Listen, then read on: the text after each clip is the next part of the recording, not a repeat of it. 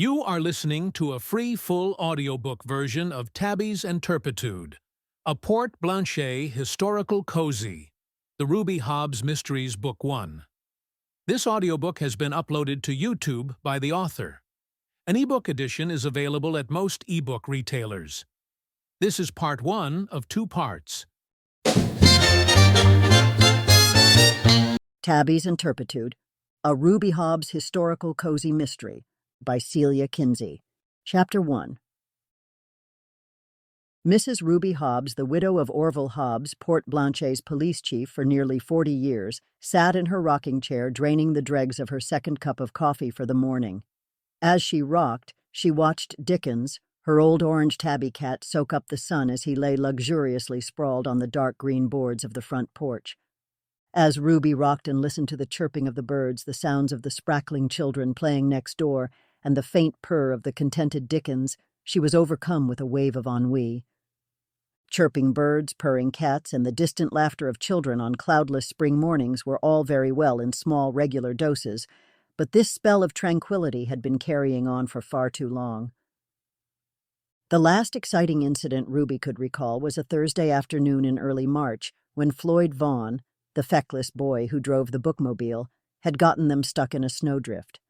Ruby, who had turned 70 2 springs ago, had been required to get out and help dig them free with her own 2 mittened hands. It had been a good day. The memory of it had sustained her through the vicissitudes of a rainy March spent indoors listening to records on her ancient Victrola and rereading the collected works of Robert Louis Stevenson. It was now the middle of April, and Ruby had run out of Stevenson and moved on to Josephine Tay. The only event to break the monotony of the previous week had been when Ruby's old Buick Century had coughed a few times when she turned the key in the ignition. It had taken the ministrations of Eller Finch, the garage man, to coax the ancient hulk into starting. Back when Orville was alive, the phone had rung off the hook day and night in the rambling old farmhouse Ruby still called home. For 38 exciting years, Ruby had been privy to every incident of a criminal nature that had occurred inside Port Blanchet Township, and some that had occurred well beyond. Alas, no more. True, Ruby's son, George, had taken up his father's mantle as the chief of police, but George lived on the other side of town and was annoyingly reluctant to fill his mother in on the intricacies of the activities of the criminal classes. These days, whenever Ruby's phone rang, if it wasn't her daughter Catherine calling long distance from her home in Honolulu, it was usually one of Ruby's sisters, Opal or Pearl. This morning was no exception. Just as Ruby was stepping around the still slumbering Dickens en route to return her empty coffee cup to the kitchen, the telephone in the hall rang. "It was ghastly," were the first words out of Pearl's mouth. "What was ghastly?" Probably Pearl had found a particularly obnoxious slug in her strawberry patch, or perhaps William Finch, the milkman, had left muddy footprints on Pearl's front walk yet again. Possibly Reverend Murphy's sermon of the previous Sunday had contained what Pearl considered to be unsound doctrine. Pearl was particularly sensitive to unsound doctrine. The possibilities were endless. Pearl was of a nervous, excitable disposition. After Pearl had been ejected from their mother's womb, a trifle prematurely, it must be admitted, Pearl had wailed nonstop in her bassinet for the first 3 months of her life, or at least that was how Ruby remembered it. "Hazel nearly died," said Pearl on the other end of the line, her voice rising to a register that was undoubtedly prompting every cat in Pearl's neighborhood to put its paws over its ears. Nearly died? Hazel Potts? Hazel Potts was a supremely disagreeable woman, and it had long been Ruby's belief, based on a lifetime of observation, that the more disagreeable a person was, the longer they were likely to continue inflicting their existence on the community. But perhaps Hazel's sheer disagreeableness had saved her from whatever dire fate had nearly befallen her. "That's right, Hazel Potts was nearly killed," Pearl said, her voice going up another octave. At this rate, she'd soon be speaking in a range only dogs could distinguish. "What happened?" "She was crushed during the paper drive earlier this morning, and now she's in a hysterical delirium. At least once a year, some civic organization or another in Port Blanchet would take up the community's Saturday with a waste paper drive in support of a good cause. As far as Ruby was concerned, The work involved in collecting mountains of old newspapers, bundling them neatly, and hauling them off to whatever rag-and-bone man in the region willing to take them off one's hands wasn't worth the pittance one got for one's troubles. "The PTA paper drive?" Ruby asked Pearl. "What in the world happened to Hazel? Did Floyd back over her by accident?" Floyd Vaughn was a terrible driver, Ruby should know. Floyd drove the Port Blanchet Township bookmobile Mondays and Thursdays hither, and yawn up and down the rutted back roads of the countryside surrounding Port Blanchet while Ruby bounced around on the passenger seat. While she tried to avoid the broken springs, Ruby would clutch at the handle of the glove compartment, repeatedly jab her foot into the floor where the brake ought to be, and belatedly remember Reverend Murphy's admonition to never neglect one's morning prayers. "Floyd had nothing to do with it," said Pearl. "It wasn't anything like that. Well, not exactly like that. Oh, it was ghastly." This return by Pearl to her original motif had Ruby suspecting that her youngest sister might be drawing the story out for dramatic effect. Pearl had never thought very highly of Miss Hazel Potts, an opinion shared by nearly everyone who knew Hazel. Although Pearl might be expressing horror at the circumstances of Miss Potts' grievous injury, she didn't seem awfully heartbroken about it. It occurred to Ruby that after spending decades of being herself the first one privy to nearly every bit of local news of a dramatic nature, her sister might be rather enjoying the experience of having the tables turned. "What was the exact cause of Hazel's condition?" Ruby asked to get Pearl to her point. The stack of paper fell on her. "Hazel was buried under the pile of waste paper collections?" "Yes," said Pearl. Ruby tried to picture how one could contrive to nearly meet one's maker by being engulfed in a cascade of newspapers tied together with bits of old twine, but her imagination failed her. "The whole stack of papers just toppled over on Hazel, and that's what's put her into a delirium?" Ruby asked, just to be sure she had the story straight. "Yes, it was only that she somehow ended up with her head underneath an old footstool that saved her. Hazel was out stone cold when they finally dug her out, but Opal says Dr. Wrigley thinks she'll fully recover." Opal was Ruby and Pearl's middle sister. Even though Opal was 68 and could have retired ages ago, she still assisted Dr. Wrigley on occasions when his new, younger nurse, Pauline Reese, wasn't available. Now that Pauline had just birthed the fourth little Reese, she was unavailable rather often. "Hazel still isn't coherent," Pearl added. "Opal says she just lays in bed and moans." Ruby couldn't help thinking this didn't make much of a change for Hazel. Miss Potts had spent most of her sojourn on Earth moaning about this and that. "A mountain of waste paper spontaneously fell over on Hazel?" Ruby asked. She knew she was repeating herself, but the whole incident was almost unbelievably bizarre. "It did," Pearl insisted. Ruby supposed anything was possible, but it seemed the volunteers must have done a very poor job of stacking those newspapers if the pile might be accidentally toppled. "Poor petulant Hazel," Ruby said, because it was the only thing to say that seemed both appropriate and truthful. "Poor petulant Hazel," Pearl echoed, then remembered that she was a good church-going Methodist and added, "God rest her soul." "Hazel isn't dead," Ruby pointed out. "Yet," Pearl added darkly. "Yet?" "Alma says she has an ominous premonition," Pearl said. "Alma Finch has an ominous premonition about Hazel?" "No, Hazel had the premonition. She told Alma about it." "What kind of premonition did Hazel have?" "Hazel thinks she's going to die soon." "Hazel told Alma that she had a dark premonition about dying soon?" Ruby questioned her sister. "Something like that," said Pearl. "I was going to ask Alma more about it, but she was more interested in talking about how her grandson Johnny won the regional spelling bee. Apparently, the winning word was orisivorous.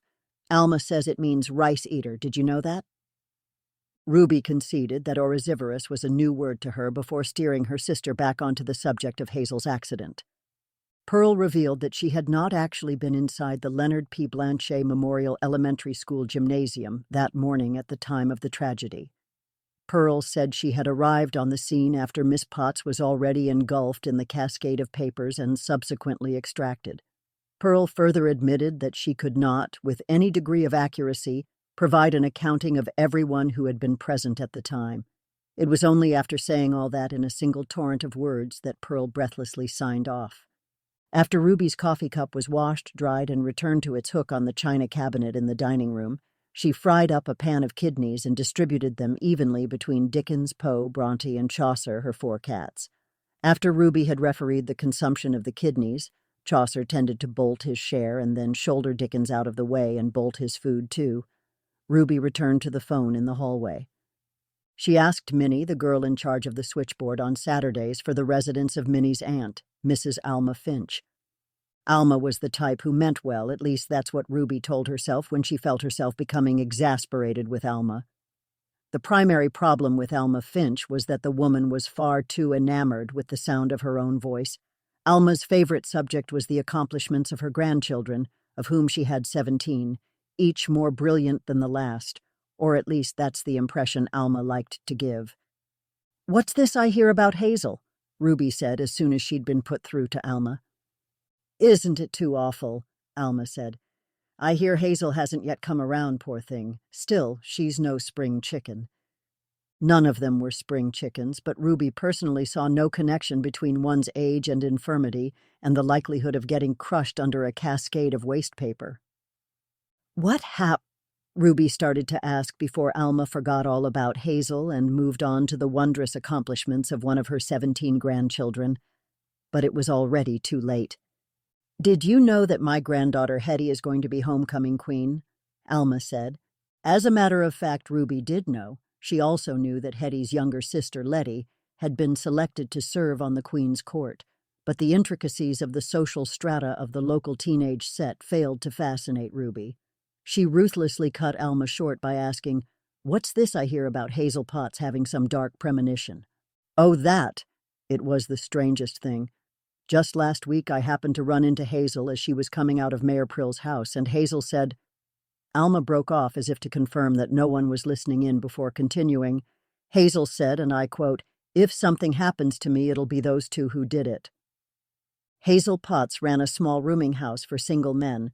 Floyd Vaughn was one of her lodgers, but providing 2 indifferently prepared and frugal meals a day for half a dozen young men left her plenty of time to take on other jobs around town.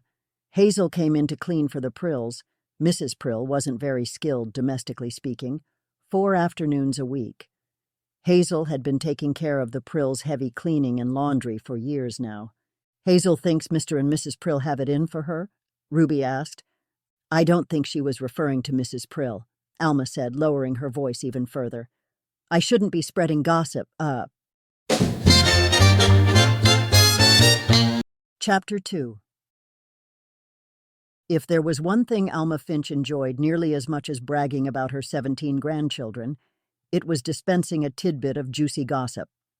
Normally, Ruby was not one to encourage this unsavory tendency, but in this case, Ruby was prepared to appreciate Alma's loose, although not always reliable, tongue.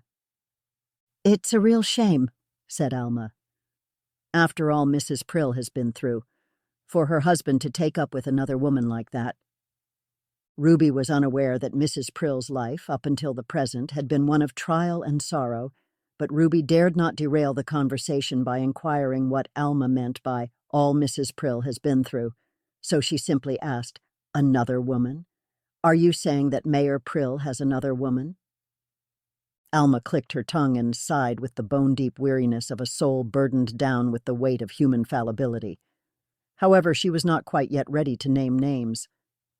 If Hazel wasn't including Mrs. Prill when she said, "those two," Ruby persisted, who did she mean? "I think she meant that Minot woman," Alma said. "Catherine Minot." "That's right," said Alma. Ruby was on nodding terms with the Minots. Catherine Minot was an extraordinarily pretty blonde woman in her early 30s with a handsome brunette husband of the same age. The Minots' union had been blessed with 3 pretty blonde children and 4 pretty brunette ones. The Minots sat together 3 pews ahead of Ruby every Sunday morning. The children were invariably rowed up by order of age in a well-behaved line like little ducks in a row. The impression Ruby had always gotten of Catherine Minot was one of extreme self-containment. Mrs. Minot had a brittle smile and eyes which betrayed nothing when they looked at you. Ruby found Catherine Minot a trifle unsettling. Are you trying to say that Catherine Minot and Julius Prill are on a left-handed honeymoon? Ruby asked Alma. Ruby found it a little hard to fathom that if Catherine Minot had been looking to grope for trout in a peculiar river, she'd have chosen Port Blanchet's mayor as her catch. Julius Prill might carry considerable weight in the community, but he also carried considerable weight around his middle.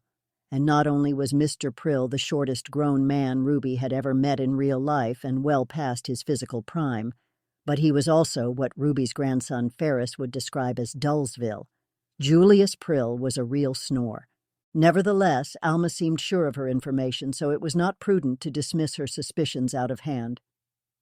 It's not for me to suppose what Mr. Prill and that woman get up to when Mrs. Prill goes off to her bowling league on Friday evenings, Alma told Ruby. But I see Catherine Minot skulking around to the back door at 7:15 every Friday night, bold as brass. Alma lived right across the street from the Prills. There was no question that she was in an ideal position to observe the comings and goings of the Prill household. However, this observation of Alma's was not quite as conclusive as it might sound. Alma's eyesight was so poor that she might have mistaken anyone for Catherine Minot. In fact, it might just as well have been Reverend Murphy or the Fuller Brushman going around to Julius Prill's back door every Wednesday evening at 7:15 if Alma was going solely on what she thought she saw from her vantage point peeking out behind the lace curtains in her front room in the house across the street. Unfortunately, Alma was touchy when it came to her eyesight. If Ruby questioned Alma's powers of observation, she was liable to get her head bitten off. Instead, Ruby asked, "You think Hazel knew about Julius and Catherine? You think she knew they were carrying on?" "I'm sure she did," said Alma. "Hazel told me herself that she caught Mrs. Minot and Mr. Prill canoodling on the divan in the Prills' front room, but she made me swear not to tell a soul." Either Hazel was a very poor judge of who she ought to be divulging secrets to, or Hazel had told Alma precisely because she knew Alma could be relied upon to blanket the story across Huron County. "I reckon," said Alma, abruptly changing gears, "if there's anyone Hazel ought to have been worried about causing her harm, it's that nephew of hers." "Sylvester? That boy's a ne'er-do-well? What makes you say that?" "He wants to be like that Mr. Presley." "Mr. Presley?" "That vulgar fellow who was on the Milton Berle show the other night. The one who sang about his hound dog accompanied by so-called dancing. It was indecent. I had to switch off the set." Ruby pleaded ignorance of the existence of this Mr. Presley's appearance on the Milton Berle show. She saw no merit in admitting to Alma that Ruby herself had not turned off the television during Mr. Presley's performance. Not only had Ruby continued to watch Mr. Presley perform, but not long into his performance, she'd found herself rocking back and forth to the beat. She'd amused herself at the time by wondering if the impulse was why this new style of music had been christened rock and roll. She didn't think much of the lack of initiative evidenced by repeating the same lyrics 3 times over, but there was no denying that the tune was catchy, or that Mr. Presley was easy on the eyes. "I think many young people of today enjoy the music of Elvis Presley, but what makes you think Sylvester might be any danger to his aunt?" Ruby asked. "Sylvester wants to run off to Nashville and go into show business. That slimy Mr. Wiley says he can make Sylvester a star." Mr. Fred Wiley, to whom Alma was referring, had shown up in Port Blanchet a few weeks previously. Mr. Wiley had gotten wind of Sylvester's talent through the grapevine, or so he claimed, and he was determined to make the boy a star. Ruby had taken an instant dislike to the man on their first meeting when he'd impertinently addressed her as young lady, as if she should take that as a compliment. He was a short, excessively well-fed man who coated his considerable bulk with overpowering aftershave, oiled his hair to an obscene shine, and smiled too much and too broadly. Ruby didn't trust the man. Nevertheless, Mr. Wiley had proven his determination to sign up Sylvester as his protégé by installing himself as a boarder in Hazel Potts' shabby establishment. He must be sincere if he was willing to put up with Hazel's cooking. "But how does Mr. Wiley's interest in promoting Sylvester's music pose any danger to Hazel?" Ruby asked Alma. "Because Hazel won't let him promote Sylvester's music. She's supposed to be making sure Sylvester keeps out of trouble." "But if this Mr. Wiley is determined to help Sylvester launch his career, how can Hazel stop the boy from leaving? Sylvester may be under 18, but not by much. She could hardly report him as a runaway and expect the police to haul the boy back to her doorstep. Hazel won't let Sylvester have the allowance his parents have been sending him, so he can't run off to Nashville until he gets his hands on it. Sylvester's father, Hazel's brother, was an army officer stationed in France, and his wife had gone abroad with her husband. Colonel and Mrs. Potts had left Sylvester to stay in Port Blanchet with his Aunt Hazel while he finished high school. Unlike Hazel, Colonel Potts was well-to-do, so ostensibly, Sylvester's allowance was a generous one. Sylvester, who'd recently turned 17, had dropped out of high school the previous year, the very day of his 16th birthday. Entreaties to finish his education had fallen on deaf ears. Sylvester had been working behind the counter at the local soda fountain for the last year and some months. "Wouldn't Mr. Wiley look after the financial end of things?" Ruby asked. "It seems not." Apparently, Fred Wiley was flush with ambition but short on the cash to finance Sylvester's debut in show business. "But Sylvester must be saving up his wages," Ruby said. "Won't he eventually be able to run off to Nashville no matter what Hazel does?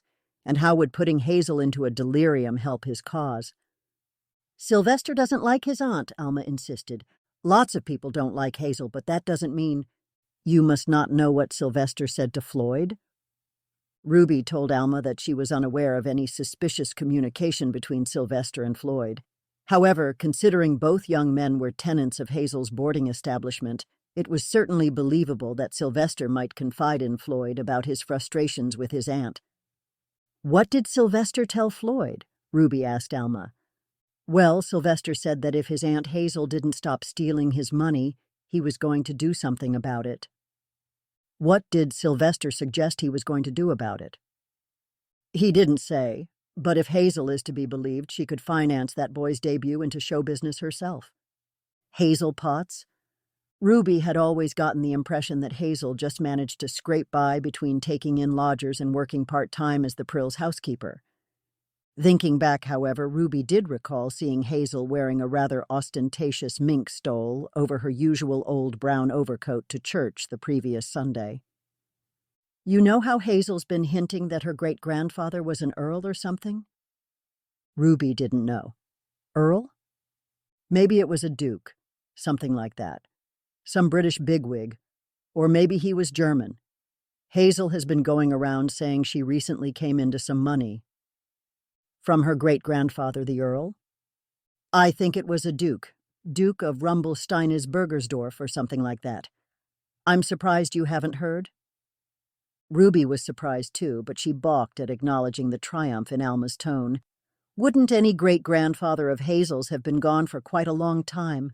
Wouldn't it be rather unusual to be coming into money after all these years? That's what I thought too, said Alma, but Hazel claims... Alma's doorbell started chiming in the background. I'm sorry, I have to go. There's someone at the door. It's probably the Eureka Man, and I don't need a vacuum, but I'd better see to it anyway. Chapter 3. Ruby let Alma go. Alma might pretend to be annoyed by the intrusion of door-to-door salesmen, but Ruby suspected that door-to-door salesmen provided the perfect captive audience Alma needed. No itinerant seller of encyclopedias, shoes, or household gadgets would dare cut off an elderly lady in the recitation of her grandchildren's accomplishments. Not if he wanted to walk away with a sale. On mature reflection, Ruby decided that Alma probably never bought anything from her captive audience. Eventually, Ruby wondered, would the salesman who canvassed the county place a marking in chalk on the sidewalk in front of Alma's house akin to those left by the desperate souls who wandered the country during the Great Depression? Ruby had read somewhere that if a house was marked with a drawing of a cat, it meant a kind lady lived within. If Alma's house was ever marked in a similar manner, it would undoubtedly be with an empty circle, which meant nothing to be gained here. Ruby refused to be discouraged by Alma cutting short their conversation. Ruby preferred to go straight to the source anyway. She'd simply ask Floyd if Sylvester had made threats against his aunt. Alma often got things wrong. Ruby also fully intended to interrogate Floyd on the fate of another of his housemates, Nicholas Hadley. Nicholas also had, until a week previously, been a tenant of Hazel Potts' boarding establishment. Unfortunately, under the influence of most of a bottle of whiskey, the boy had commandeered Miss Potts' telephone while she was off at the Ladies' Aid Society meeting one evening. He'd placed a series of obscene calls to various upstanding members of the community, and most damning of all, he'd pretended to be Miss Potts in some of them. Ruby knew the boy had been arrested and subsequently released, but where Nicholas had ended up, she had no idea. It seemed unlikely that Hazel Potts would not agitate to have the boy prosecuted. Ruby acknowledged to herself that she'd been burning up the wires, although not for prurient purposes, and tying up her party line for far longer than was considerate, but she couldn't resist making one more call. She rang Minnie, the operator, once more and asked for the Port Blanchet police station. After Minnie put her call through, Ruby found she was speaking not to her son, George Hobbs, the chief, but to his most junior underling, Joe. By Ruby's estimation, Joe Sprackling was a callow youth. At 24, Joe might be a father of 3, but compared to George's nearly 30 years on the force, Joe had little life experience to draw upon in the face of adversity and intrusive questioning. This suited Ruby just fine. She was happy to speak to Joe. Sergeant Sprackling was much easier to prise information out of, and Ruby wasted no time getting to the point. "What's all this I hear about Hazel Potts getting crushed under a pile of waste paper?" she asked Joe. "It was a regrettable accident." Regrettable accident, perhaps, but Ruby couldn't help wondering just how much genuine regret was being felt in Port Blanchet due to the calamity which had befallen Hazel Potts. "Are you certain it was an accident?" she asked Joe. "Isn't it an awfully unlikely thing to have occurred? How would a stack of old newspapers fall over out of the blue like that? Do you think Miss Potts saw it coming?" Sergeant Sprackling hemmed and hawed until Ruby was certain he wasn't so sure himself. Then George, who must have taken the receiver right out of Joe's hand, came on the line. "Chief Hobbs," he said, "how may I help you?" "You can bring the twins over for lunch tomorrow after the service," said Ruby. Ferris and Franny, Ruby's 8-year-old grandchildren, were the light of her life. George had married very late, largely due to congenital shyness. At the ripe old age of 39, he'd married a much younger woman, but had experienced only a decade of wedded bliss before the twins' mother passed away. Amelia had died the previous May of complications from tuberculosis. George had been left to raise his 2 young children on his own. Ruby tried to do what she could, and George had never been known to turn down an opportunity to forego reheating TV dinners, which was what Ruby feared his little family was subsisting on. "I'll make an apple pie with a jar of those winesaps I put up last fall." George grunted, which Ruby took as acceptance of her invitation to lunch. Then he asked, "Why were you interrogating Sergeant Sprackling?" "I wasn't interrogating anyone," Ruby protested. "What a thing to say about your own mother." "Well, leave the police work to the police," said George. "I'll come over for Sunday dinner, but I don't want to be subjected to hours of questioning about that bank robbery yesterday over in Saginaw." "I have no intention of asking any questions about that bank robbery yesterday over in Saginaw," Ruby told her son. It was true she had no interest in bank robberies 40 miles away. What Ruby was very much interested in, however, was the accident that had occurred at the PTA paper drive. The following day, as promised, right after church was over, Ruby, George, Ferris, and Franny gathered around Ruby's kitchen table for a succulent pot roast with potatoes and carrots and a green salad. The twins declined to touch the salad until threatened with deprivation come dessert, a delicious apple pie made from winesaps Ruby had canned the previous autumn. "Mother, you outdid yourself," George said when he finally pushed his chair back from the table. The twins were in the sitting room. Through the open door, Ruby could see Ferris teasing Chaucer with a feather on a string and Franny attempting to wrap up Bronte in an old shawl of Ruby's, probably with the aim of treating the cat as if it were a baby doll. Poe had sought refuge on the top of the old upright player piano in the corner, and Dickens had wisely withdrawn under the divan. The only evidence of his presence was the tip of his twitching tail. This moment, Ruby decided, was the ideal opportunity to grill her son on the Hazel incident. "Poor Hazel," she said. "What a strange way to end a paper drive." "It was a tragic accident, Mother," George said, standing to his feet. "Nothing more." "How can you be sure?" Ruby demanded a trifle testily at her son for being so quick to recognize her motive in bringing up Hazel. "I can't be sure it was an accident," George admitted. In police work, one should never be too sure of anything, but until I'm presented with a shred of evidence to suggest it wasn't, I've got more pressing matters to attend to. And if someone presented you with evidence, you would look into it. Of course, George said, but please don't go stirring up trouble where there is none to be found. If there's no trouble to be found, then I won't stir up any, Ruby said. Good. Glad we have that settled. You won't go poking around for a crime where there isn't one. However, George didn't look very glad, and nothing was settled because Ruby had no intention of letting the matter rest. Decades of assisting her husband Orville in investigations had sharpened her intuition when it came to crime. At the crack of dawn every Monday morning for the past 5 years, regardless of the state of the weather or her rheumatism, Ruby had driven her old Buick Century over to the Port Blanchet Township Library. After much trouble getting the old rattletrap going, Ruby had to stop once on the way to investigate an odd scraping sound, which turned out to be the muffler dragging. When Ruby had previously taken the Buick into Eller's garage for the same problem, Eller Finch had been out on a tow call. Instead, she'd been forced to make do with Eller's only assistant, Dave, a surly, slow-moving man in his 40s who seemed to Ruby to have very little working knowledge of an automobile's vital organs. Dave had attached the loose muffler back onto the frame with a twisted piece of rusty wire and pronounced the problem solved. He had charged Ruby the outrageous sum of $3 for spending 5 minutes bending down and twisting a bit of wire into a loop. Ruby had paid Dave without a murmur, but the next time she saw Eller, she fully intended to find out if Dave had pocketed the money or passed it on to his employer. She strongly suspected the former. Dave was so lethargic that he reminded Ruby of a sloth she had seen once at the Chicago Zoo. She couldn't imagine Dave would last long at Eller's garage or, indeed, anywhere. She supposed Eller must not pay him much, but then Dave lived at Hazel's boarding establishment, which would keep his expenses to a minimum.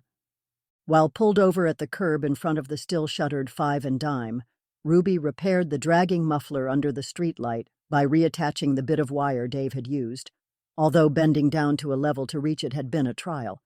Notwithstanding her delay, Ruby still managed to arrive early. She always tried to get there at least an hour ahead of their scheduled departure, so she could restock the bookmobile in preparation for spending most of the daylight hours delivering the joy of reading to the hinterlands of the township.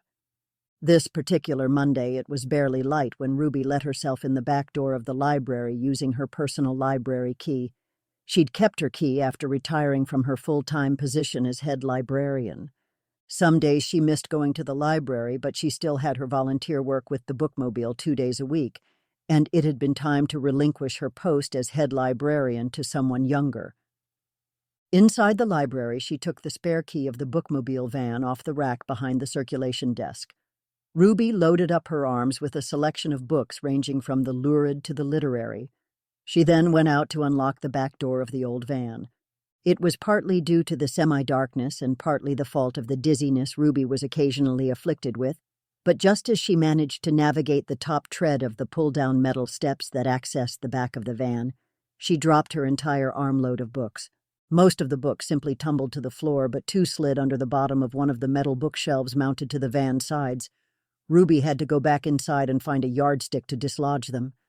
The first book, a spine-tingler entitled Murder of the Missing Link, came out from under the bottom shelf without incident, but the second paperback, The Spy Who Loved Me, wouldn't budge. Ruby tried shoving in the yardstick from a different angle, and though she didn't manage to free The Spy Who Loved Me, she knocked loose something far more fascinating than the titular spy and his lover. Several somethings, as a matter of fact. Concealed underneath the bottom shelf of the bookmobile were 2 fat bundles of crisp $100 bills bound together by paper bands marked with the insignia of Citizens National Bank, Saginaw City. Ruby dared not disturb the paper bands holding the currency together, but she managed to count it nevertheless. The $100 bills were banded together in bundles of 100, adding up to $20,000 in cash. There was no question of what to do next.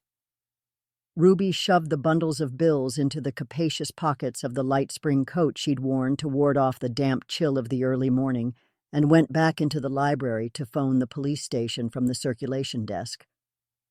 When Minnie put her through, she got Sergeant Sprackling. "Is Chief Hobbs in?" Joe informed her that George had not yet arrived at the station, but Joe expected him in an hour or so after the chief had gotten his youngsters off to school. "You'd better come down to the library on your own in that case," Ruby told Sergeant Sprackling. "Is this an emergency?" Joe asked. "Not exactly, but there's no doubt it's a crime scene." "The library?" Joe's skepticism was understandable. Unless one discounts Gothic novels, libraries are rarely crime scenes. Even those fictional Gothic libraries tend to exist in the realm of gloomy castles and haunted mansions, not sleepy little towns in Michigan. In the entire history of Port Blanchet, the closest thing to a crime committed inside the library was the revolting habit of certain patrons who'd ignored the prohibitions against gum chewing in the first place, of affixing their tired-out chewing gum underneath the edges of the reading tables rather than into the receptacles provided for the disposal of such distasteful substances. Ruby found the habit of gum chewing perplexing. Why would one desire to impersonate a cow chewing its cud when one had had the fortune of being born human? Ruby held the Adams and the Wrigley companies personally responsible for this deterioration in decorum. "I assure you the library is a crime scene," Ruby told Joe, who was still waiting patiently on the other end of the line.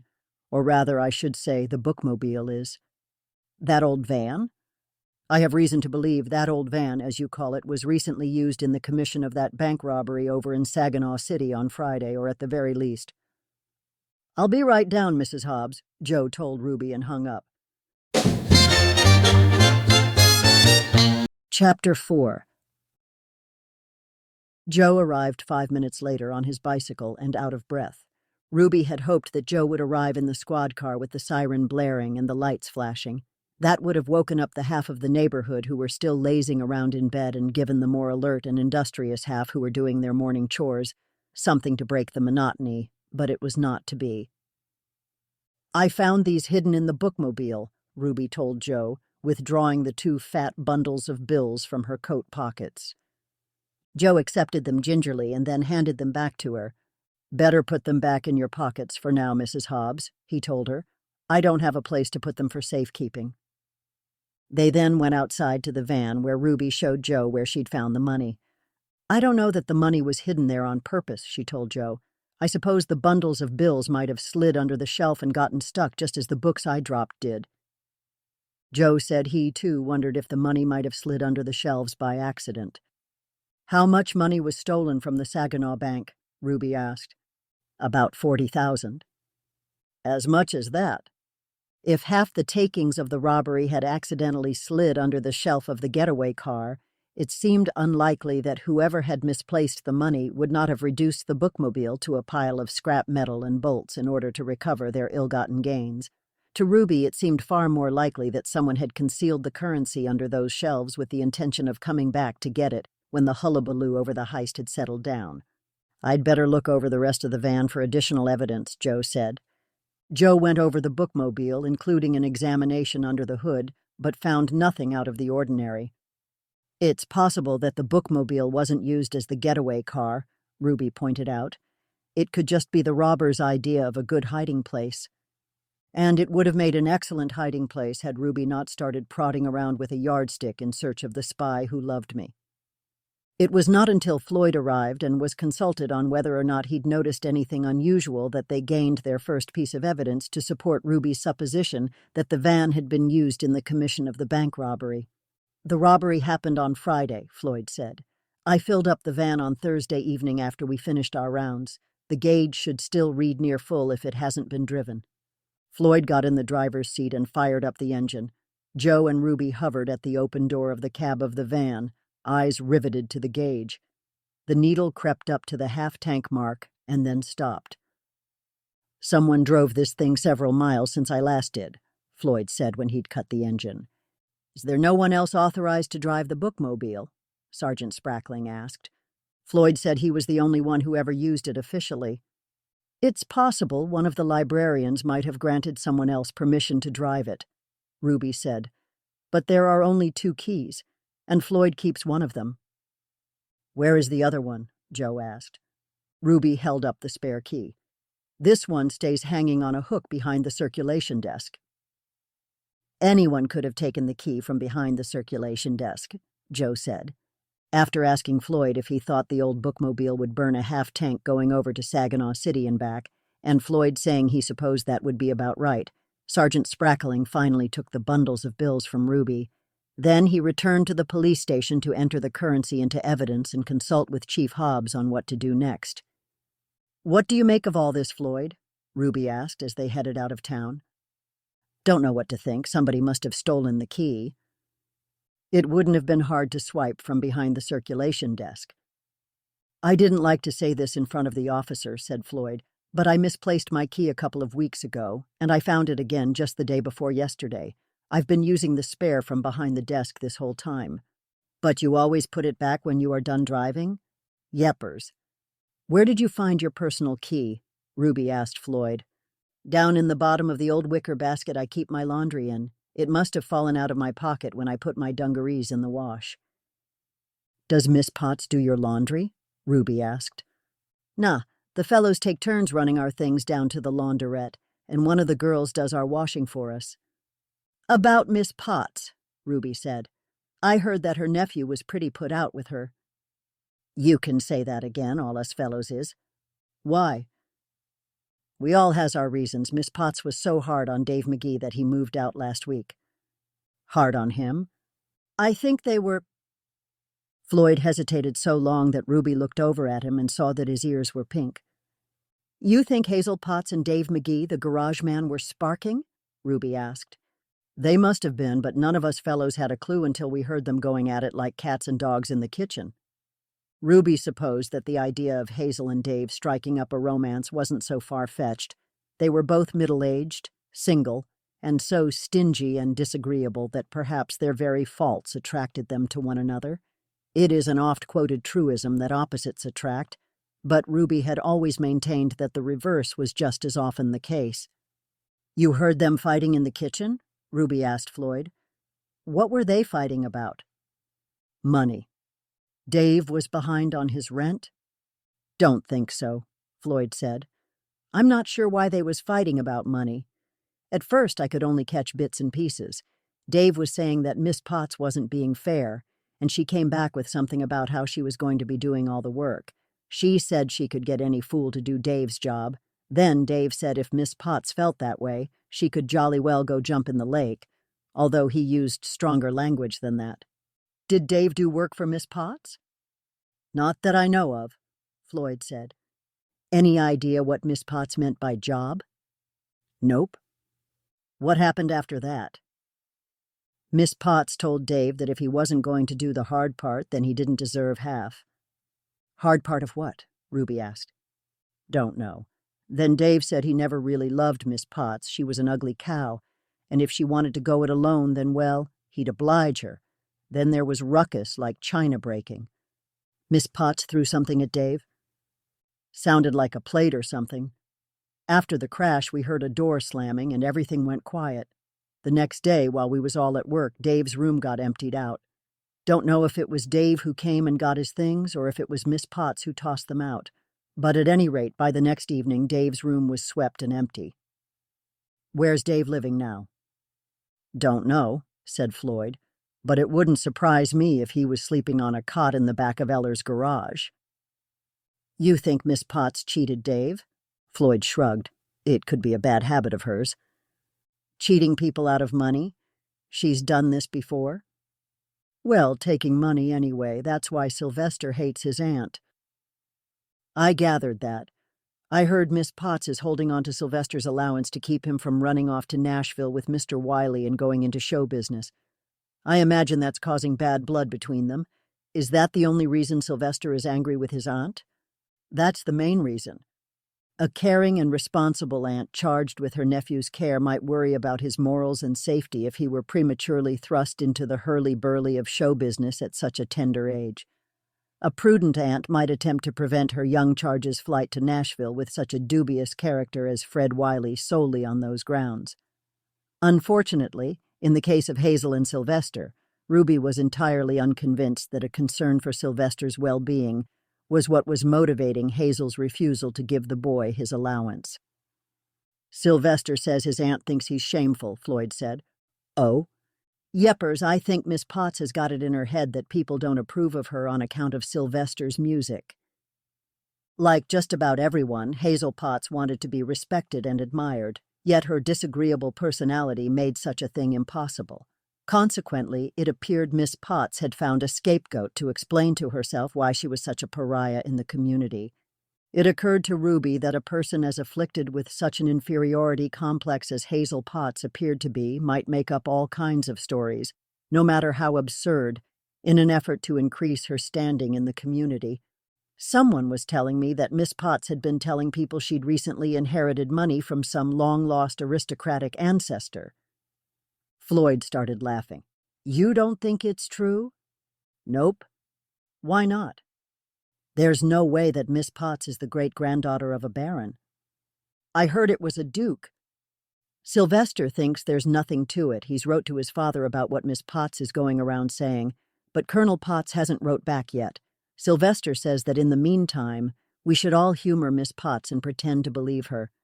If what you're saying is true, I confess I feel a little sorry for Miss Potts that she'd feel the need to make up such a story. You wouldn't feel so sorry for Miss Potts if you could hear how she talks to Sylvester. She's mean. She's always telling him how he'll never amount to a hill of beans. But I got the impression that Sylvester's talents are very well received, Ruby said. To hear some of the young people talk, Sylvester Potts is the pride of Huron County. But loads of Crinkleys think rock and roll is the devil's business, Floyd pointed out.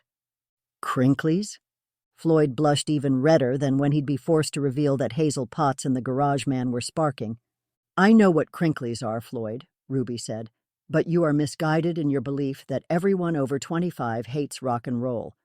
Just the other evening, I saw Mr. Presley's performance on the Milton Berle show and enjoyed it immensely. I expect you would have, said Floyd before realizing the words had left his mouth and turned a darker shade of crimson.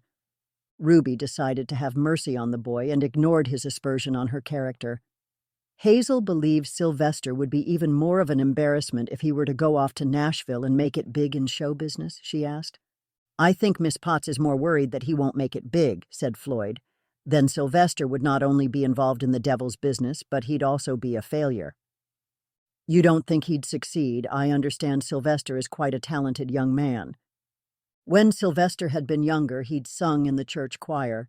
He'd had a light, bright baritone, and Ruby had always found him a pleasure to listen to.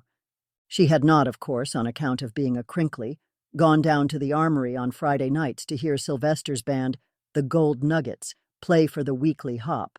Crinkleys did not hop, but she had it on the excellent authority of Hetty and Letty Finch that the Gold Nuggets were all the rage among the younger set. Yeppers, Sylvester is one hip cat, Floyd told Ruby, but if he did go off to Nashville and got famous, you know Miss Potts would brag her head off about it like she'd made it all possible. You think she'd forget all about her distaste for rock and roll if she could brag about her famous nephew? Miss Potts would be on cloud nine if Sylvester made it big in show business. Ruby pondered Floyd's words. She'd never thought of Floyd as a particularly astute judge of human nature, but everything he said rang true. I heard that someone overheard Sylvester making threats against his aunt, Ruby said. Oh, that? Floyd slapped his knee and laughed so hard it caused him to veer off towards the shoulder. Keep your eyes on the road, young man. Reverend Murphy may be forever extolling the merits of the heavenly realm, but I have unfinished business here on earth to tend to. Yeppers, Mrs. Hobbs, why did you find the idea that Sylvester made threats against his aunt so funny? He didn't mean nothing by it, Floyd insisted. I was down at the soda fountain having a phosphate, and some of the fellows got to ribbing Sylvester that he's all hot air about going into show business, and he got madder than a wet hen and said he hoped his aunt would croak before he made it big, and that'd show her. Croak? Floyd made a slicing motion across his throat. Chapter 5. Croak as in die? Ruby asked Floyd. Yeppers. And you thought that was funny? He didn't mean nothing by it, Floyd insisted, suddenly sobering. I'm sure Sylvester don't mean Miss Potts no harm. You were there on Saturday for the paper drive? Ruby asked Floyd. Did you see what happened? Yeppers, I helped dig Miss Potts out. Did you see the stack topple? No, I was out back behind the gymnasium. Mrs. Farnham was showing me where she wanted the truck parked. Grace Farnham was the head of the PTA and the woman in charge of ensuring the paper drive went smoothly. It was doubtful that of all the things Mrs. Farnham had undoubtedly anticipated might go wrong, a near-fatal accident had been one of them. We didn't know anything bad had happened until Mrs. Minot came out of the building looking white as a sheet, Floyd told Ruby. Did Mrs. Minot see the stack fall? She didn't see it, no one did. Ruby had her doubts about the likelihood of the stack of waste paper suddenly falling over on its own and engulfing Hazel, but Floyd had seemingly accepted Catherine Minot's story at face value. Who else was there at the time? Ruby asked. Besides me, Mrs. Farnham and Mrs. Minot, there was Sylvester. Why was Sylvester there? He was supposed to help us load the papers on the truck. Miss Potts made him come. Where was he when Mrs. Minot came out of the building to say Miss Potts had been buried? Don't know, Floyd said. He was probably out by the bleachers on the ball field. What would Sylvester be doing out there? Probably necking. With whom? Can't say, Mrs. Hobbs. Wouldn't say was more likely, but Ruby let the matter drop. Do you recall anyone else being around the school? Just the principal and the mayor. None of the other volunteers had showed up yet. I know they hadn't because Mrs. Farnham was in a tizzy about it. Paul Bottis was the principal. Mr. Bottis was a man of such starched uprightness that it was unlikely that he'd ever diverted so far from the straight and narrow as to be issued a ticket for speeding. Paul Bottis was the last person Ruby suspected of having anything to do with the sinister turn the paper drive had taken. Mayor Julius Prill, on the other hand, if Alma's gossip was to be believed, ought to be regarded as a prime suspect. Where were Mr. Bottis and Mr. Prill when the stack fell? Ruby asked. They were in Mr. Bottis's office, Floyd said. Mr. Prill was on the telephone, shouting at someone about fixing that pothole on Main Street. I went to the office because Mrs. Farnham sent me to telephone Dr. Wrigley. I thought you helped dig Miss Potts out. I did, Floyd said, but it didn't take long, and Mrs. Minot was hysterical. Hysterical? When we first got Miss Potts uncovered, Mrs. Farnham couldn't find a pulse. I guess Mrs. Minot thought Miss Potts was dead because Mrs. Minot passed out. Miss Potts must have had a pulse, but Mrs. Farnham couldn't find it. Mrs. Minot didn't come round again until Dr. Wrigley had already taken Miss Potts away. This was all terribly intriguing, but they'd reached their first stop, the Pruitt farm, so Ruby had time for only one last question. Where did Dr. Wrigley take Miss Potts away to? He took her home. Miss Potts is back at the rooming house? Ruby asked Floyd. The rooming house seemed a terrible place to nurse a delirious patient round the clock. For one thing, there were young men constantly coming and going, most likely making roughly the same amount of noise as a herd of young elephants crossing a tin bridge. Still, since Hazel was unconscious for all intents and purposes, it probably didn't really matter where she was. Is Mrs. Babcock or Mrs. Reese there round the clock, then? Ruby asked Floyd. Wouldn't know. Miss Potts is at Dr. Wrigley's. And that was the last tidbit of information Ruby got out of Floyd because for the next 7 hours she was too busy checking books in and out with her little rubber stamp, getting her fingers all inky, and catching up on the latest doings around the hinterlands of Port Blanchet Township. News of Hazel's accident had already spread, but no one expressed anything but polite solicitude for Miss Potts's misfortune. Speaking ill of the delirious seemed to be regarded as akin to speaking ill of the dead since, under normal circumstances, more than one person would have had something to say about Hazel Potts' disagreeable ways. Ruby returned home from her stint with the bookmobile bone tired. It was all she could do to warm up rabbit gravy and soak 4 hunks of brown bread in it for Dickens, Poe, Bronte, and Chaucer, who were all milling around the kitchen in anticipation of her return. Chaucer was so eager for his supper that he leapt onto the counter and attempted to abscond with his hunk of brown bread while it was still hard. While the cats ate their luxurious repast of brown bread and rabbit gravy, Ruby made do with a slice of cold roast beef on a piece of buttered white bread and a glass of milk. Not the most balanced of meals. Probably even those odious TV dinners George served poor Ferris and Franny most evenings would have been better in terms of essential vitamins. However, Ruby did not deign to keep such modern abominations as TV dinners in her freezer. Modern innovation had given Americans the television for which Ruby was enormously grateful. It was a lifesaver for the bored and the lonely, which she wasn't too proud to admit she was. However, Ruby felt the modern business initiative had gone too far when they'd reduced folks to subsisting on puny portions of frozen foods, slopped haphazardly onto flimsy foil trays and passed off as nutritious meals. Worse yet, these so-called dinners were intended to be eaten from rickety folding tables, while sitting in front of the set and forking tasteless mouthfuls mindlessly into one's gaping maw. After Ruby cleared away the empty cat bowls, washed her plate, and made sure all the doors and windows were locked, something she'd never done when Orville was alive, Ruby sat through an episode of the lineup.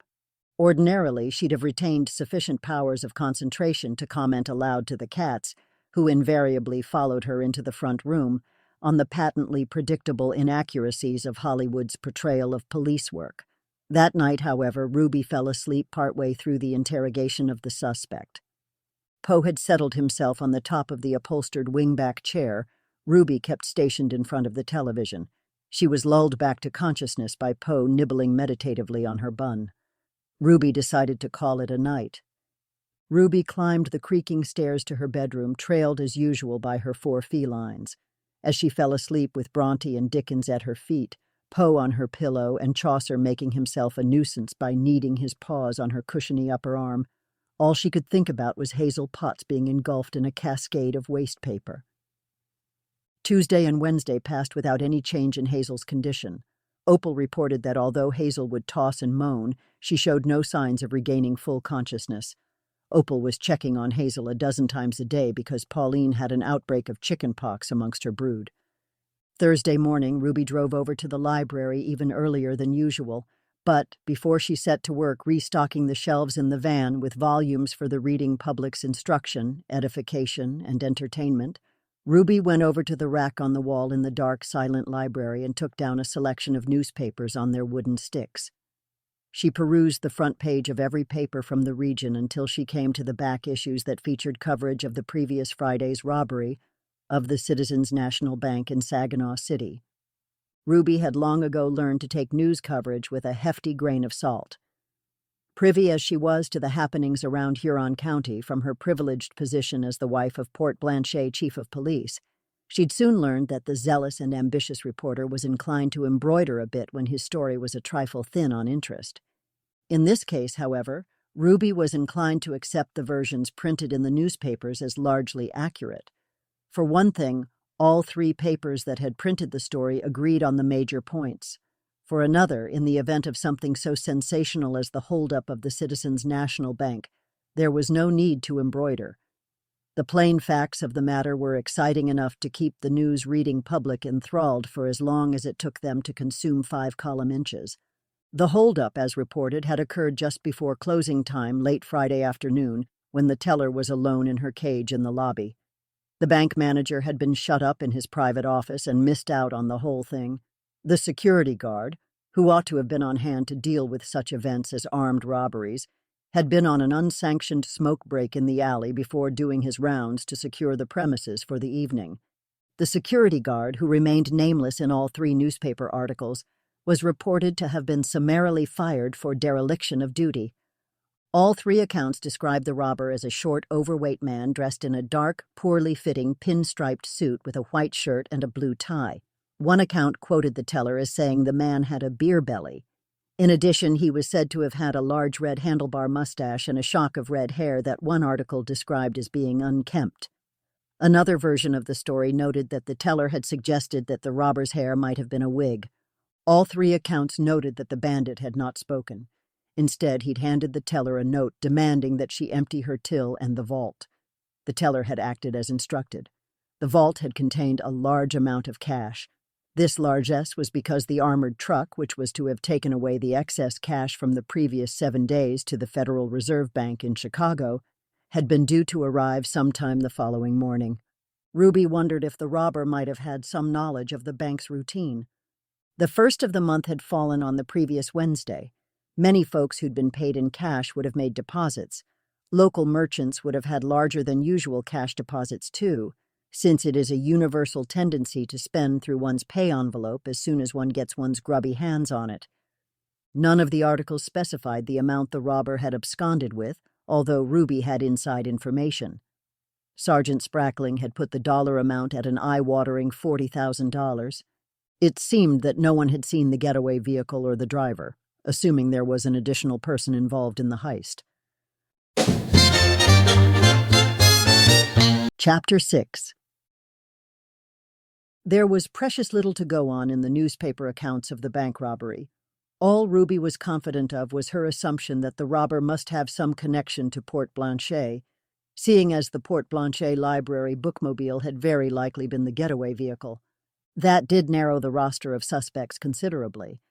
Unfortunately, no person living in Port Blanchet met the given description of the robber, a short, overweight man with unkempt red hair and a red handlebar mustache.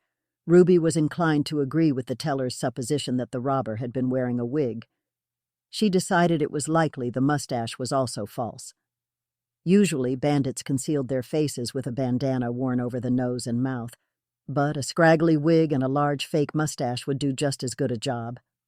The only short, fat men in Port Blanchet that Ruby could think of were Fred Wiley and Julius Prill, and she had a very hard time imagining the mayor waking up one morning and deciding it was a good day to rob a bank. It seemed nearly as unlikely that Fred Wiley would decide to hold up the Citizens National Bank of Saginaw.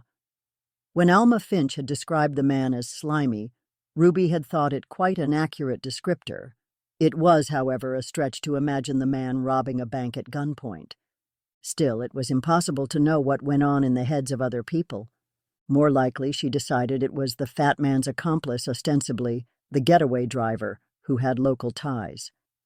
Floyd was 45 minutes late, and when he did arrive, Ruby was of half a mind to give him a lengthy lecture on the importance of promptness and the wonders that a reliable alarm clock, if set to an early hour, could do to combat indolence and sloth. She changed her mind when she saw Floyd's face. He was looking green about the gills, and she had to inquire 3 times about his welfare before she got a coherent reply out of him. "What on earth is wrong, Floyd?" she said, giving his shoulder a little shake as he fumbled with the ignition key. "Are you sure you are up to driving?" "Have you ever seen a dead man, Mrs. Hobbs?" Floyd asked. "Dead man?" Ruby said. "Is someone dead?" "I found him in the alley," Floyd said. "Who?" "He was already cold." "Who was?"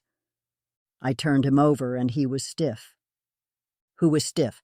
Ruby wanted to reach over and shake Floyd until he identified the protagonist of his tale, but he was clearly traumatized, so she tamped down her impatience.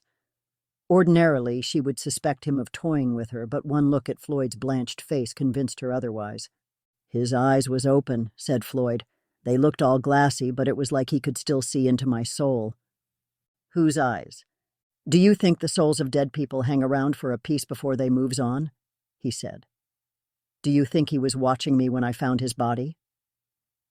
"That would be a question for Reverend Murphy, but I personally think it's unlikely." "Oh," said Floyd as he finally got the ignition started. "I hope so. I threw up in the rain barrel after I found him." "Who did you find, Floyd? I can't take the suspense." "I found Dave," said Floyd. "I thought I told you from the start." "You did not tell me. Perhaps you could start your story over." Floyd was halfway through a repeat of his story of finding Dave McGee's body and also halfway out of the parking space when from behind the bookmobile there was a furious honking of a horn, followed by the grinding of metal on metal. Ruby slid out of the front seat of the bookmobile before Floyd cut the engine. "I'm so sorry, Mr. Prill," she said as she surveyed the damage to the mayor's Robin's egg-blue sedan. "I hope you'll be easy on the boy. He's had quite a shock this morning. He discovered a dead body." By the time Floyd had made his apologies and the mayor had grudgingly accepted them and subsequently quizzed Floyd on his discovery of Dave's body, another half-hour had passed.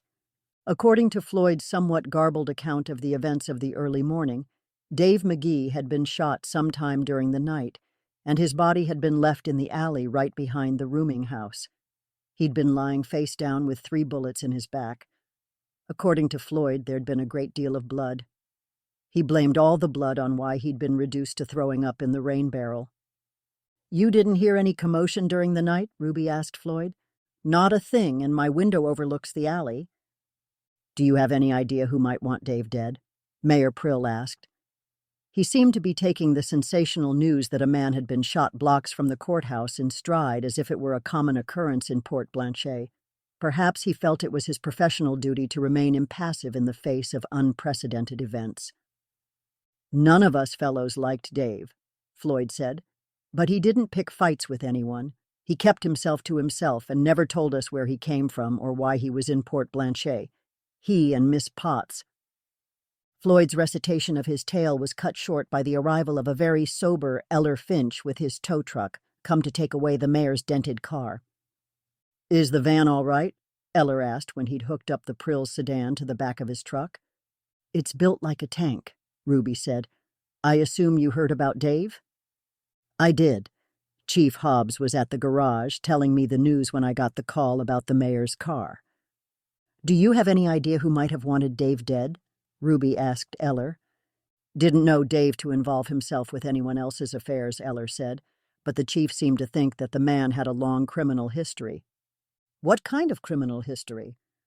"Dave done some time for armed robbery." "Bank robbery?"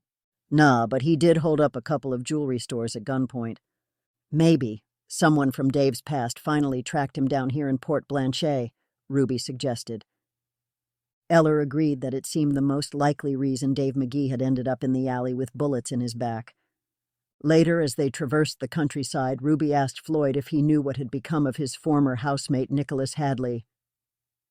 "Since he got arrested 2 weeks ago, I've only seen him once when he came back to Miss Potts to pick up his things." "How did he seem?" "He was very low when he arrived." "And when he left?" "Hard to say," Floyd said. "Miss Potts kept him in the parlor for nearly an hour with the door shut.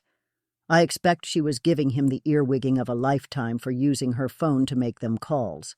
You know he claimed to be Miss Potts in a few of them." "You didn't see Nicholas leave?"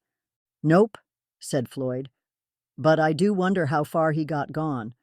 During the past week, there's been things going missing." "And you think Nicholas is still skulking around town and stealing to keep body and soul together?" "Possibly. So far, it's just been food that's gone missing," said Floyd. "Since Miss Potts hasn't been here, we fellows have had to fend for ourselves, mostly fried bologna sandwiches and deviled eggs." "Was anything missing today?" "Nope," said Floyd, "but them that's stealin' seems to be slipping in at night. The kitchen window is always open. We fellows often sneak in that way after Miss Potts has locked the doors for the night, since she won't let none of us keep a key." "Have you heard noise from the kitchen on any of the nights that something's gone missing?" Ruby asked. Floyd said he had not. "Did Miss Potts take a new lodger for Nicholas's old room yet?" Ruby asked, mostly to change the subject. "No, she's been advertising for lodgers for both Nick's and Dave's old rooms, but she's got no takers. She's not an easy woman, and I reckon the word's got round. Every time I drive her to Saginaw City on the 1st of the month, I swear I'll never do it again." Hazel Potts did not drive. Once a month, however, she'd get one of her unfortunate lodgers to drive the rattletrap sedan left behind by Sylvester's parents into Saginaw City to visit her sister. Sylvester was not allowed to touch the car, not even to drive his aunt. Rumor had it that Hazel Potts was so set on her nephew not gaining access to the keys that she slept with them tucked into her pillowcase. Such was Miss Potts's determination to do nothing that might aid and abet her nephew on his quest to run off to Nashville and embark on a life in show business. "Miss Potts is supposed to knock $1 off my rent for each time I drive her," Floyd continued, "but she usually finds some way to wiggle out of it. Last month it was because she found a cigarette burn on the counter in the kitchen and blamed me, and the month before that it was because I was keeping a pet rat, and that's against the rules." Chapter 7. Ruby was frustrated that she'd made no progress in collecting evidence that Hazel Potts had been anything more than the victim of a freak accident. Friday morning, Ruby decided she'd contrive to corner Catherine Minot and gauge for herself the veracity of Alma's insistence that Mrs. Minot and Mayor Prill were having a left-handed honeymoon. After that, she'd go and have a look-see at Hazel's condition. Then, if circumstances allowed, in the evening, she'd stake out the Prill residence and see for herself if Mrs. Minot was slipping in the back door of the Prills just as soon as Mrs. Prill took off for her bowling club. The convenient thing about living in a community like Port Blanchet was that it was so small, there were so few places one might go, and the citizenry such creatures of habit that should one want to waylay someone, such as Mrs. Catherine Minot, it was a relatively straightforward affair to find out one's subject's whereabouts. Housewives like Mrs. Minot liked to run their errands on Friday mornings after seeing their husbands off to work and their children off to school. The local shops catered to this penchant for getting one's shopping out of the way before the weekend by offering tantalizing 2-for-1 sales and free Friday bonus items to lure their customers into buying just a bit more than they otherwise would have. Some women, faced with the task of marketing, would simply take off their apron, throw a scarf on over their curlers, and then skulk off to the grocer's, the butcher's, the drugstore, or the five and dime. But Ruby knew Catherine Minot was not one of those women. Women like Mrs. Minot would sooner be seen naked than to go out with hair in curlers and the scent of frying bacon clinging to the skirts of the same gingham house dress they'd prepared breakfast in. Consequently, Ruby allowed herself the luxury of lingering over her own breakfast of fried eggs, bacon, and a slice of toast with last summer's raspberry preserves.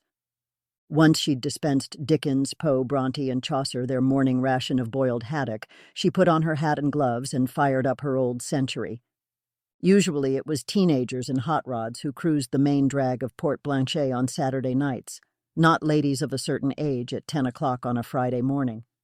That morning it was Mrs. Hobbs who made 8 trips up and down Main Street before she spotted Catherine Minot's impeccably coiffed head disappearing into Cox Brothers Butchers.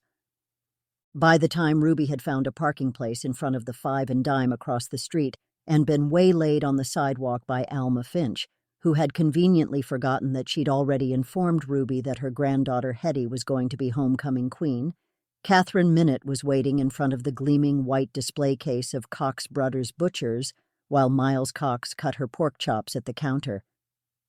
"Morning, Mrs. Hobbs," Miles's brother Joseph called out from the back room. "Are you's in after more kidneys for your cats? We have some nice ham hock if you's in for something for yourself." Ruby said yes to both the kidneys and a pound of ham hock, then sidled up to Mrs. Minot, who was shifting her weight from one pink patent leather-heeled foot to the other and tapping a little rhythm with immaculately white-gloved fingertips on her matching pink patent leather handbag. That Mrs. Minot radiated such barely suppressed impatience made Ruby curious about where Catherine was so anxious to get off to after dispensing with her duties of laying in supplies to feed her brood of 7. Despite Catherine Minot's apparent eagerness to be getting on with her errands, she rejected the first cuts of pork chop. "Too much fat," she said in the same voice she might have used to inform Miles that there was a maggot wriggling out of the meat. "Yes, Mrs. Minot," said Miles mildly, and took the offending meat back to the counter and set to work trimming away the remaining fat. Out of the corner of her eye, Ruby noticed that Catherine had stopped tapping on her purse and was clutching at her belly. Was she having stomach troubles? It occurred to Ruby that Mrs. Minot seemed to have put on a bit of weight, which made her wonder if there was an 8th little Minot on the way. "Are you feeling poorly?" Ruby asked her. "No," Catherine said and fixed her with a cool stare. "My rheumatism's been flaring up lately," Ruby said. "Most people say winter is when their condition is the worst, but I always find that spring—" "I think my meat is ready," Mrs. Minot rudely cut her off. As far as Ruby could see, Miles was still working on slicing away at the ribbons of white fat on Catherine's chops, so Ruby ignored Mrs. Minot's attempt to cut the conversation short. "I suppose it could be worse than rheumatism," Ruby said. "I could be bedridden in a delirium like poor Miss Potts." Ruby watched Catherine's face as she mentioned Miss Potts, and for a split second, a flicker of contempt passed across Mrs. Minot's beautiful features. "I suppose," was all she said. "I heard you were there when Miss Potts had her unfortunate accident," Ruby persisted. All she got for her troubles was a tight-lipped little nod from Catherine. "I heard it was so upsetting that you fainted." "I wasn't feeling well that morning," Mrs. Minot said. "It had nothing to do with Miss Potts' accident." Perhaps Catherine was telling the truth. Maybe there was another little Minot on the way. "Are you acquainted with Miss Potts?" Ruby persisted. "I hardly know the woman." I suppose Miss Potts probably doesn't make very interesting company for a cultured lady like yourself, Ruby said, going in for the kill. I imagine you enjoy spending time with persons more like the Prills. Ruby had been hoping for some reaction to this mention of the Prills, and she certainly got one. Catherine's flawless alabaster complexion suddenly flushed a deep, unflattering red. After Catherine Minot's rather enlightening reaction to Ruby's mention of her friendship with the Prills, Mr. Prill, if Alma Finch's gossip was to be believed, Ruby was more certain than ever that something of a scandalous nature was afoot in Port Blanchet. After she'd left Cox Brothers Butchers with her parcel of kidneys and her pound of ham hock, she drove 2 blocks north and parked her Century in front of Dr. Wrigley's house. The nearest hospital was in Saginaw City, and one had to require major surgery or be afflicted with some dread condition like polio to resort to making the trip to Saginaw City. For everything else, from dyspepsia to broken bones to childbirth, there was Dr. Wrigley. For the past 3 decades, Dr. Wrigley's 6-bedroom Victorian had functioned as his de facto clinic. Occasionally, when Dr. Wrigley deemed someone too sick or devoid of a capable loved one to care for them at home, he'd keep his patient at his house to be attended to by one of his nurses. As Ruby stood on the porch of Dr. Wrigley's and extended her index finger to ring the bell, the door was flung open, and Sylvester Potts emerged so hastily that he nearly knocked Ruby over. "Pardon me, Mrs. Hobbs," he said, pausing only seconds before resuming his headlong dash. Sylvester's eyes were swollen and bloodshot, his hair was disheveled, and his clothes were dirty. He appeared not to have slept or bathed for quite some time. "What's wrong with that boy?" Ruby asked when her sister Opal came in response to the ringing of the bell. "Sylvester? He looks like he's teetering on the brink of insanity." Ruby had spoken in jest, but Opal's next words gave her pause. "I'm afraid he is," said Opal. "Why do you say that?" Ruby asked.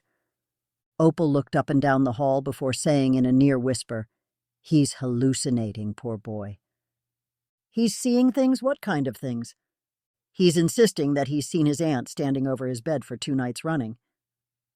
"I suppose he must be hallucinating then, seeing as Hazel's in a delirium." "Was in a delirium," Opal corrected her sister. "Miss Potts woke up quite herself this morning." "So Sylvester was here to see his aunt?" "No, he was here to see Dr. Wrigley. I guess he wanted to know what Dr. Wrigley could do for him, but Dr. Wrigley told him his affliction was more Reverend Murphy's provenance." "The banishment of apparitions?" "Something like that, although I don't believe Dr. Wrigley believes in the spirit world. I'm afraid it's Dr. Wrigley's professional opinion that if these supposed manifestations keep up, it might be best to have Sylvester committed to an asylum somewhere. Poor Sylvester. What a thing to wake up to 2 nights in a row. Hazel Potts standing over one's bed. Likely as not, it was simply Sylvester having nightmares. However, the first notion occurring to Ruby was the possibility that Sylvester was having nightmares triggered by a guilty conscience. If someone had pushed over that stack of papers onto Hazel Potts, it must be admitted Sylvester would have had the motive to do so. "Can I see Hazel?" Ruby asked Opal. "I'm sure she'd enjoy having a visitor," Opal said. "It's not likely she'll have many. You'll only be her second if you don't count Sylvester." Hazel followed Opal up the stairs.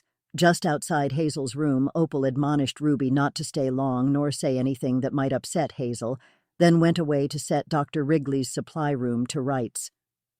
"How are you feeling, Hazel?" Ruby said as she entered the room. Considering that Miss Potts had spent the past 4 days unconscious, she looked remarkably fit and healthy. There was a good color on her plump cheeks. She looked well enough to spring out of bed and start scrubbing floors. Her eyes were unnaturally bright, as if she were in the grip of feverish excitement. Yet, despite being the picture of vigor, she clutched at her noggin. "My head hurts something awful, my thoughts whirl round, and when I try to read, the words swim on the page. Dr. Wrigley says it's brain damage." "I'm sorry to hear that," Ruby said. "There's this constant ringing in my ears. It's like to drive me mad. That must be very trying. And my back is so bad, Doctor. Wrigley thinks I may never walk again." Opal had said nothing about any such diagnoses, so Ruby dismissed Hazel's moaning as a bid for sympathy. "How terrible for you," Ruby said, "but you must be grateful to have made such a very lucky escape." "So far," said Hazel darkly. "Oh?" "So far I've escaped. Next time I'm afraid they'll succeed in doing me in." "Who do you mean by they?" "I can't say," Hazel insisted.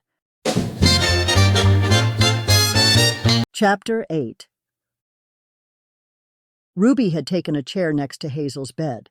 As she looked into Miss Potts's wild eyes, Ruby couldn't help but wonder if insanity ran in the Potts family. Was it by some tragic coincidence showing up in Hazel and Sylvester at the very same time? "Is it just your head and your back that are hurting?" Ruby asked, fully expecting a complete catalog of everything that ailed Hazel's ample anatomy. To Ruby's surprise, however, Hazel just held out her left arm and displayed a series of black and blue marks. "Did that happen when the papers fell?" Hazel nodded. "What about your other arm?" Hazel displayed her right arm, which had an IV line dangling from it. There were very few bruises save some discoloration around a series of incisions cut in her forearm, each sutured with a single stitch. "Dr. Wrigley must have had quite a time getting your IV needle to stay in your arm," Ruby said.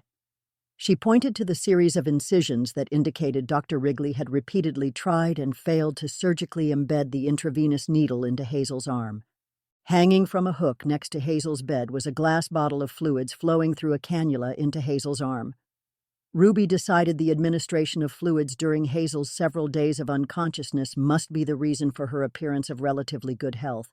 Ruby had expected Hazel to look pale and drawn after nearly 4 days without food. "Guess the doctor did have a little trouble," Hazel said, abruptly pulling down the sleeve of her gown and removing her damaged arm from view. "I just don't understand how this happened," Ruby said. "How did that stack of papers fall over?" "It didn't fall over," said Hazel. "Somebody pushed it over." "Who?" Hazel set her lips in a firm line and refused to name names. "Have you told George about this?" Ruby asked. "George?" "My son, Chief Hobbs." "No." "Why haven't you told the police?" "I can't prove anything, and if I say anything to the police—" Hazel trailed off. "Fine," Ruby said. "I can accept that you have your reasons for not bringing the police into it, but perhaps you can tell me exactly what happened the day of the paper drive. I'd like to help if I can." A smile momentarily played on Hazel's lips, but she quickly suppressed it, which gave Ruby pause. For reasons Ruby could not quite put into words, Hazel was making her profoundly uneasy. Hazel was always unpleasant, but what radiated from her now was downright malevolence. Ruby decided she was being overly sensitive. She must not let her overactive imagination get the best of her. If she didn't take herself in hand, she might end up being the one who started having nightmares about waking up and finding Hazel Potts standing over her bed. "Why don't we start by you telling me the names of everyone who was there at the time of the accident?" Ruby suggested.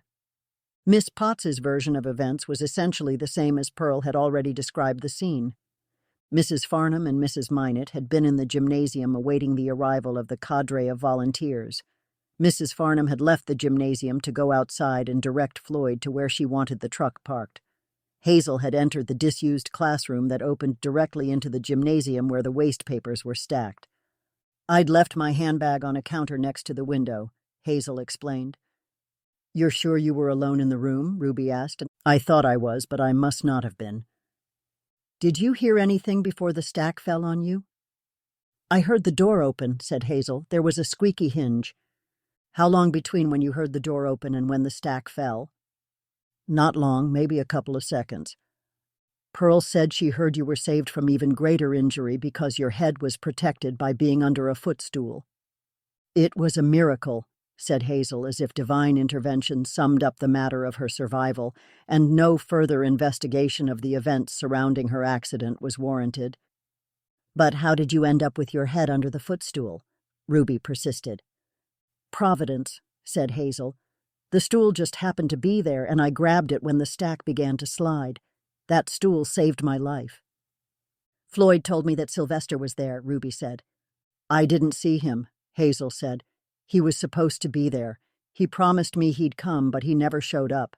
That boy will be the death of me." That was an odd way of expressing her frustration with her nephew.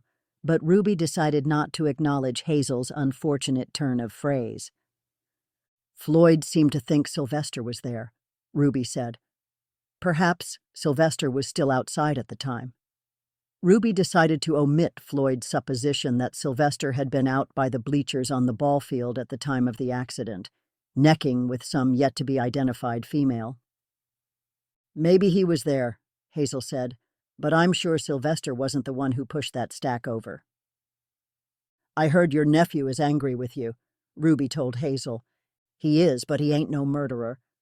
I heard Sylvester was having nightmares about you the whole time you were out for the count. Hazel laughed so hard she started to wheeze, and Opal came in to see what the matter was. You'd better go, she told Ruby. Miss Potts needs to rest. This was a shame because Ruby hadn't yet had a chance to ask about Mayor Prill's possible involvement in the accident, nor the rumored affair between the mayor and Catherine Minot. By everyone's account, Catherine Minot was the one person most likely to have the opportunity to push over the stack of papers onto Hazel. Nevertheless, it was possible that Sylvester hadn't been out necking on the ball field. Instead, he might have been skulking around the halls waiting for a chance to bury his odious aunt under a stack of waste paper. Unfortunately, Sylvester's location at the time of the accident had only been Floyd's opinion. Unless Ruby could come up with a witness who had actually seen Sylvester elsewhere at the time of the accident, Miss Potts's nephew could not be eliminated as a suspect. Assuming, of course, that the whole incident had not been an accident. It was entirely possible that there was no one to blame, and Miss Potts had merely been incredibly unlucky. Miss Potts's insistence that someone had pushed over the papers was not surprising to Ruby. She had wondered the same thing herself. Nevertheless, Hazel's refusal to say whom she suspected of the dastardly deed, nor allow the police to become involved, was both troubling and intriguing. As Opal was shooing Ruby out the door to Miss Potts' room, Ruby got in one parting salvo. I hear congratulations are in order, she told Hazel. I understand you've come into an inheritance. I have, Miss Potts said, then pressed her lips together in a thin, angry line. Although, there's plenty who'd deprive me of it. Who'd do a thing like that? Ruby asked. Opal had her forcibly by the elbow, but Ruby, who'd had a lifetime of experience not giving her sister her way, braced herself in the doorway long enough to hear Hazel's reply. You'd be surprised to know how many there are who wish me ill, she said with an air of righteous indignation. End of part 1 of 2 parts. Part 2 is also on Celia's YouTube channel, or will be shortly.